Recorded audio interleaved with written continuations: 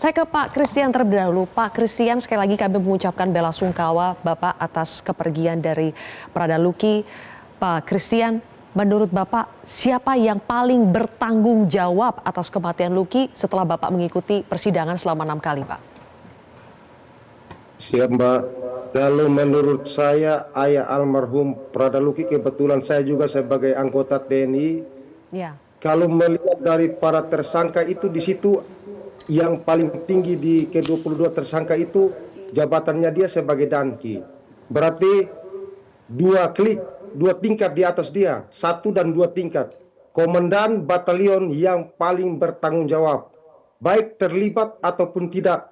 Tugas dan tanggung jawab garis komando sebagai Ankum dan Yon harus bertanggung jawab. Begitu, Mbak.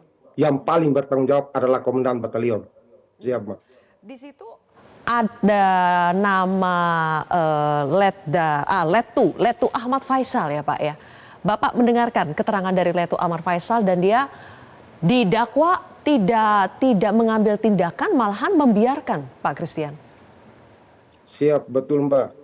Kalau menurut saya sebagai anggota TNI, itu seharusnya komandan, apalagi komandan kompi, dia seharusnya yang memerintahkan.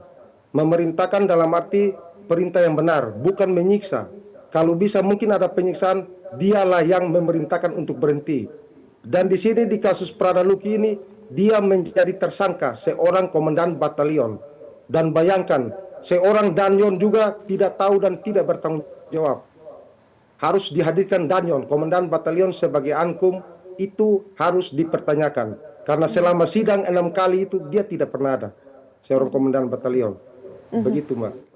Ada 2 perwira lainnya juga, Pak Christian, yaitu yang namanya Made Juni, kemudian Singajuru itu. Pak Christian mendengarkan langsung peran mereka ketika menyiksa Prada Luki. Bagaimana Pak Christian meresponnya, Pak? Siap. Kalau saya merespon dari Letnan 2 Tarik Singajuru. Letnan 2 Tarik Singajuru ini dia kan jebolan Akmil. Makanya dasar masuk tentaranya dari Akmil. Itu saya melihat di situ dia memakai tradisi Akmil. Saya tidak tahu. Itu tradisi kalau menurut saya itu tidak sesuai dengan pembinaan.